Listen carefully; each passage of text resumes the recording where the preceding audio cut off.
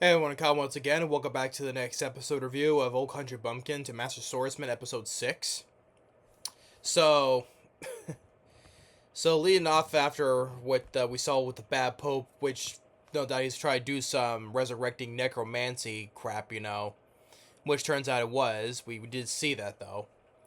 So, with Beryl, he got his new sword that was forged from the foot of that griffin from before, and so And at least he was talking with Beryl about what happened to the guy who was leader of those bandits. That guy got exploded while being escorted back while being escorted to prison, right? So they're asking about someone who's behind the scenes. And then he goes to see Lucy, the wizard, at her place, and he sees a mute. Well, before that, she talks with her and this priest from this other part of the region, and talk about about this bishop, that bad pope, right? And saying that he wants them to do the job to help capture him, basically. And then when I tell you he's about to leave, then Mewi comes in. And we get this whole nice wholesome thing between him, Beryl and Mewi. Now, the whole thing about how she doesn't trust adults because she's been, even despite the fact that she tried to scam him, by pickpocketing him, right? But Beryl is since Beryl's such a kind, good guy, it was like, hey, you're just a kid, right? I have kids, but between kids and adults, that's what it is, and he everyone's treating her so kind. He's like, why are you doing this? Why are you being so kind to me when I was trying to deceive you? And so, but it's like, hey, that's all the lessons of being a kid, in which which she is a kid. So he goes on this mission to fight with to which he just cut some people, like unlike in the last one where he just knocked him out with the other end of his sword, right? But he does cut into some people, which these knights does give like some kind of a power boost, but eventually it wears off though. But he does slash at some guys though, and only up until when Crooney and Free Cell come in to take care of the guys. Well, he goes in the church and you see the bad Pope resurrect some dead bodies, including Mewi's dead sister, which that was kind of a hard. That's kind of a hard thing for him, he cuts away at the zombie. Well, you can say zombies, but the dead very easily, which he does feel bad about because they these people are supposed to be enjoying eternal rest, but they got brought back, so he does feel bad slashing at them.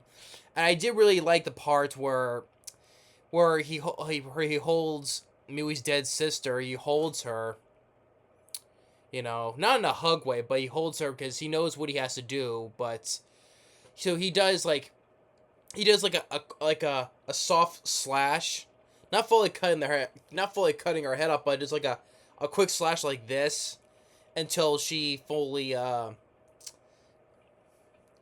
like not disintegrate, but like evaporates, into the afterlife.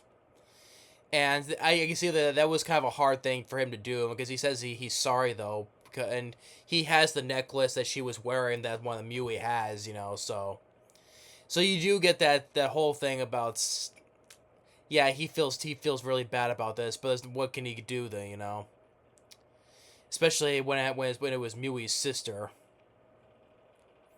And then afterwards he fights in with the one knight who was working with the bishop, or bad pope I would say. And he's like just he's much stronger. Beryl does get some cuts on him, but he manages to get some strikes into the guy as well. And the 3D animation between the 3D animation of the fight, I thought was well done. Because there are not many of this in this series where you see much like a lot of fighting with the sword stuff. I mean, there's more like just clashing with swords. He does like there's like swings, there's parries, and And he does manage to get he does get the final blow. Beryl does, you know. You never see him do, but he does. Yeah, he did slash at some guys from earlier, but he does basically give him the finishing blow. And the guy after that, the guy is just bleeding like he's just bleeding like a fountain, you know, and then the point where the guy he starts tearing blood, you know, and he's like, why he's saying to Beryl sounds like, hey, why would you do this? Why would you go so far, you know? And the guy's like, you wouldn't understand, before he drops dead, and then Beryl says, yeah, I don't. So the bad pope, he gets captured, and say that he probably said there's probably a lot more. There's gonna be a lot more that's gonna happen though. So, but until after that though, after the whole capture, Lucy rewards Beryl, and he gives him his own house because he's been staying at the inn a whole lot, so he doesn't have a place of his own in this town now, because excluding the one he has back at the countryside though. But so he's given him his own house, and Mewi's there, and once again, the show's like the whole wholesome or heartfelt, this show has, but especially for the character of Mewi though, because yeah, she's a kid that she has nowhere else to go. She has nowhere to go. She has no family anymore, and so in a way, when she chooses to stay here though, in a way, Beryl does kind of like in a way adopt her.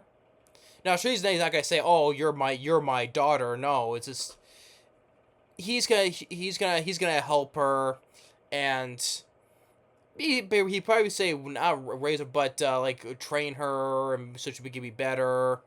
And so, yeah, you say in a way he does adopt her in a way, and she will grow to be a much more stronger person.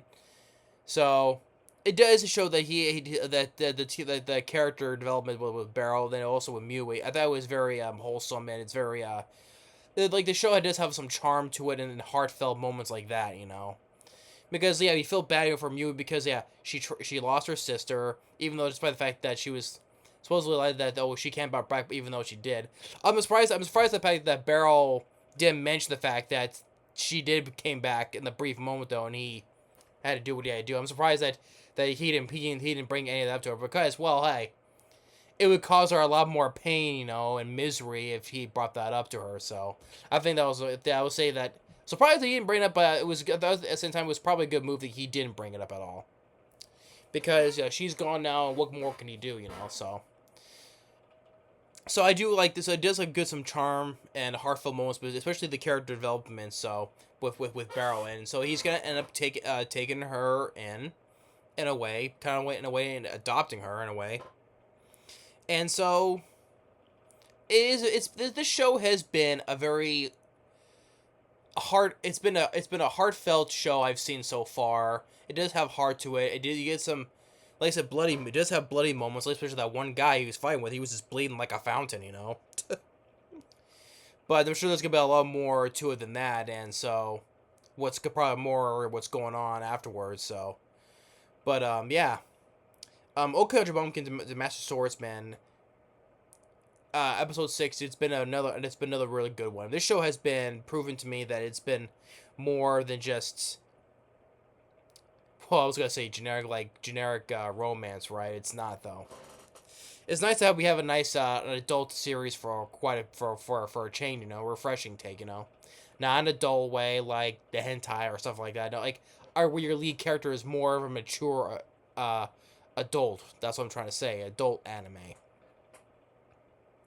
But yeah, it's been fun, you know, and it was sad though. Like it was a sad moment where, like when he basically let her Mewi sister rest, you know, just held her in the way where it's just like, so that he had to let her go to be released, you know, to release her basically.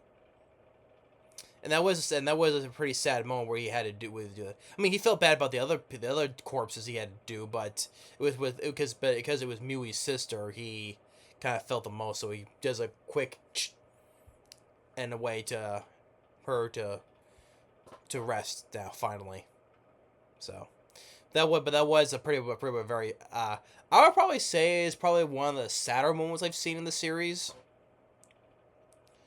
So that was very a sad moment before that. So, but yeah, but episode 6 of was once again really good. So the Lake Show, this show has proven that it's been a fun, enjoyable series for me. So, and it's probably been one of the best of this so far this season. Of course, the other ones I've seen were better though, but this has become one of the better ones of the season as well from the other ones I've seen when I watched off camera. You know, not the episode ones I'm reviewing though, but the ones I've seen watched off camera.